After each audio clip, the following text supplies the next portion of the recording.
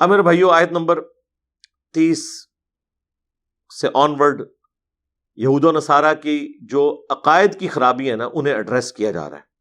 بڑی انٹرسٹنگ آیات آ رہی ہیں یہ ساری. وقالت الیہود عزیر ابن اللہ، یہودی کہتے ہیں عزیر اللہ کے بیٹے ہیں. آج کے یہودی تو اس عقیدے سے توبہ کر چکے ہیں. اس زمانے میں عزیر علیہ السلام کے ذریعے اللہ تعالیٰ نے بنی اسرائیل کی نشأت ثانیہ کروائی تھی. کہاں غلامی کا دور اور کہاں عزیر علیہ السلام کو اللہ نے مبعوث کیا، جو اسی غلامی کے دور میں پیدا ہوئے. انہوں نے بنی اسرائیل کو دعوت توبہ دی، اللہ کی طرف متوجہ ہوئے، جہاد اور قتال کے ذریعے دوبارہ سے مسلمانوں کا ایک، یعنی اس زمانے میں بنی اسرائیل کو ہم مسلمان ہی سمجھتے ہیں نا، اس وجہ سے وہ کہتے تھے یہ گویا کہ اللہ کا بیٹا ہے. تو یہ عقیدے ان کے اندر آ گئے. وقالت النصارى المسیح ابن اللہ، اور نصارہ کرسچنز کہتے ہیں کہ مسیح اللہ کے بیٹے ہیں. نعوذ باللہ. ذالک قولہم بافواہہم، یہ ان کے منہ کی بے سروپا باتیں ہیں. یضاہئون قول الذین کفروا من قبل، یہ نقل اتار رہے ہیں ان کافروں کی جو ان سے پہلے بت پرست گزر چکے ہیں نا، ادھر سے انہوں نے عقیدے مستار لیے ہیں. یہ قاتلہم اللہ، اللہ انہیں تباہ و برباد کرے. انا یؤفکون، یہ کہاں بھٹکے جا رہے ہیں. یعنی انبیاء کے ماننے والے اور شرک کر رہے ہیں. دیکھیں جہاں اللہ نے انبیاء کرام علیہ السلام کی دعوت اس طریقے سے ڈومینیٹ نہیں کروائی، وہاں تو سمجھ آ سکتا ہے کسی کو دھوکہ لگ گیا. جو کہیں کہ ہم ماننے والے ہیں عزیر کے، ماننے والے ہیں جیزس کرائسٹ کے، جو ایک خدا یکتا کی طرف بلانے والے تھے، موحد تھے، توحید کے علم بردار تھے، نام ان کا لیں اور شرک پھیلائیں. اللہ نے فرمایا یہ شرک پیغمبروں سے نہیں انہوں نے سیکھا، انہوں نے ان کافروں سے سیکھا ہے اور ان کی نقلیں اتارے. وہ کافر کون تھے؟ رومنس، بت پرست. ان میں ہوتا تھا یہ بڑا بت ہے، یہ اس کی اولاد ہے، چھوٹا بت. اس طرح یونان کے بت ہوتے تھے، چھوٹے بت جو ہیں وہ چھوٹے جی سے گاڈ لکھتے تھے، بڑے خدا کو وہ مانتے تھے کیپٹل جی کے ساتھ. تو یہ وہ ساری نقلیں چل رہی تھی. اس کو آپ نے پریکٹیکلی اگر ویڈیو کی فارم میں دیکھنا ہے تو اصحاب الکہف کے اوپر جو ایران والوں نے فلم بنائی ہے نا، اس میں انہوں نے یہ پورا کنسیپٹ بتایا ہے کہ کس طریقے سے کرسچنز کے اندر یہ خرابی آئی. اصحاب الکہف جو ہیں وہ تبع تابعین میں سے تھے عیسیٰ ابن مریم کے، جن کو اللہ تعالیٰ نے معجزانہ طور پر 300 سال تک سلا دیا.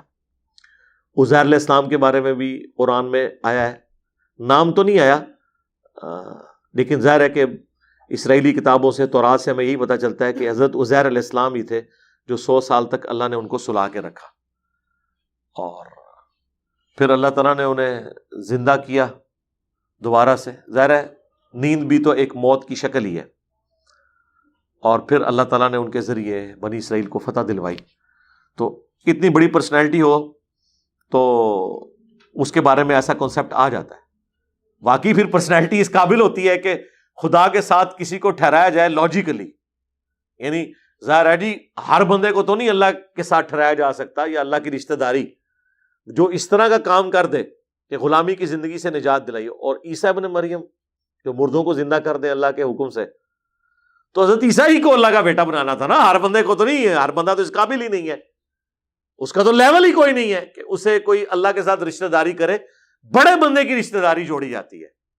تو اس لاجک کے تحت دیکھا جائے تو لاجک تو ان کی کسی حد تک درست تھی. ہاں عقیدے میں تو شرک ہے، کفر ہے. یہ میں اس لیے بتا رہا ہوں کہ جو بڑی پرسنالٹیز ہوتی ہیں نا انہی کو ہی جوڑا جاتا ہے. شرک بڑی پرسنالٹیز کے ذریعے ہوتا ہے. اس امت میں بھی دیکھ لیں حضرت علی رضی اللہ تعالیٰ عنہ علیہ السلام کی شان میں جتنی آیات اور احادیث تھیں، تو حضرت علی واقعی اس قابل تھے کہ اگر کوئی گڑبڑ کرنی تھی نا انہوں نے توحید کے کیس میں یا رسالت کے کیس میں، تو حضرت علی کی پرسنالٹی کو ہی بیچ میں لا کے کیا جا سکتا تھا. من کنت مولا فہذا علی مولا. علی کی میرے ساتھ وہی نسبت ہے جو ہارون کی موسیٰ کے ساتھ. ٹھیک ہے، علی سے محبت نہیں رکھے گا مگر مومن، علی سے بغض نہیں رکھے گا مگر منافق. اب اتنی زیادہ شانیں جس بندے کی ہو نا، اور پھر اسی کو کسی درجے میں لا کے فٹ کرنے کی کوشش کرتے ہیں اور پھر گمراہی پھیلتی ہے. تو شخصیات بڑی ہوتی ہیں، لہٰذا ان شخصیات سے کوئی بغض نہیں رکھنا.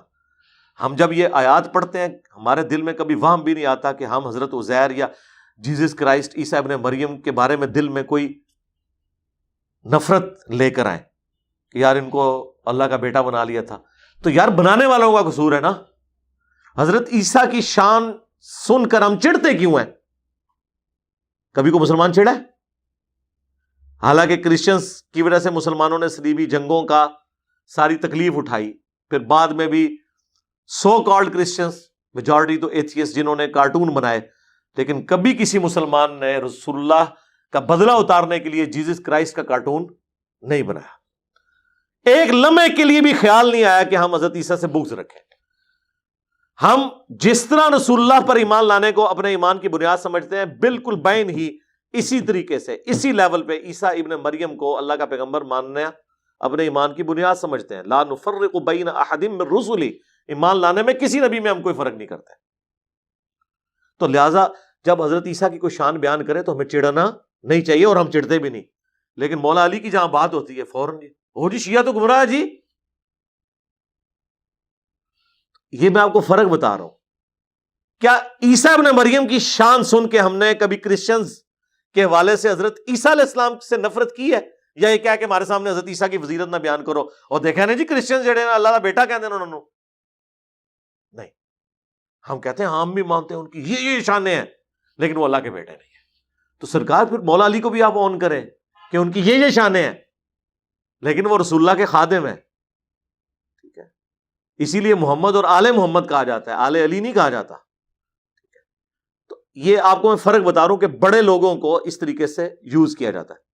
تو اللہ تعالیٰ فرما رہا ہے کہاں بہ کے جا رہے ہو نبیوں کے ماننے والے، انا یؤفکون، کہاں بہ کے جا رہے ہو؟ اتخذوا احبارهم ورهبانهم اربابا من دون اللہ۔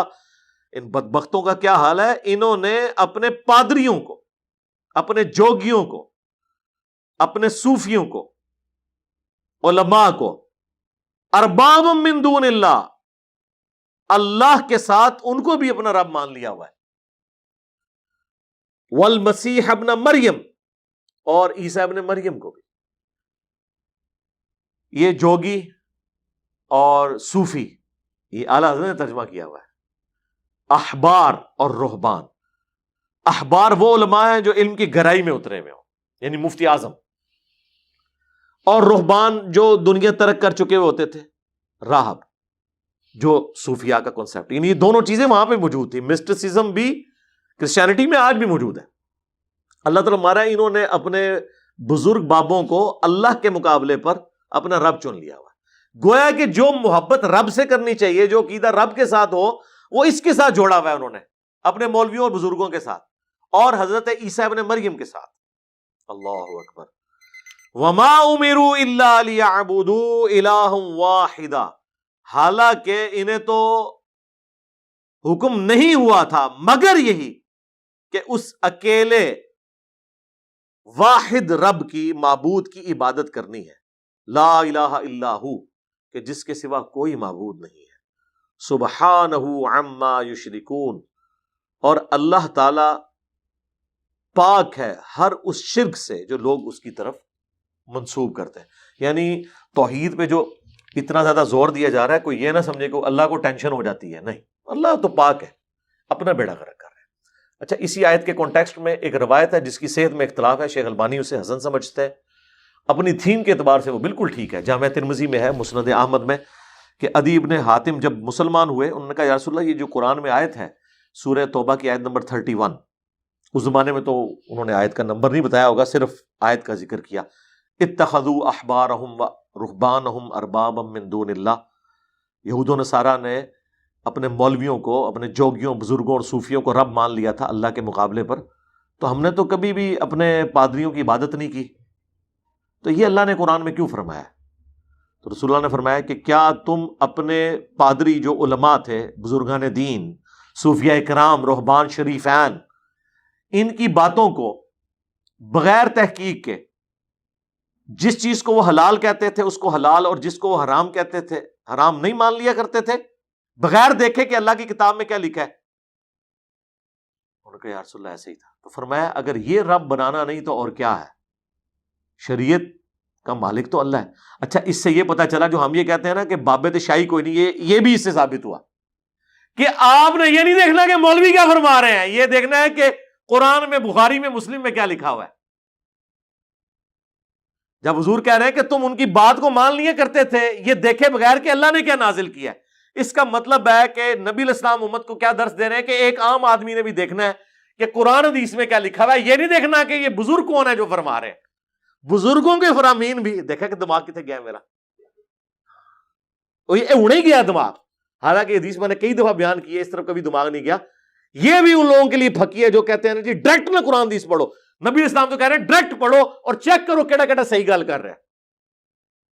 عام آدمیوں کو حکم ہے کہ تم بغیر دیکھے کہ نبیوں کی تعلیمات کیا ہیں تم اپنے جوگیوں اور صوفیوں اور رہبان کی باتوں کو بغیر تحقیق کے مان لیتے تھے، یہی تو ان کو رب بنانا ہے۔ اللہم لا تجعلنا منہم۔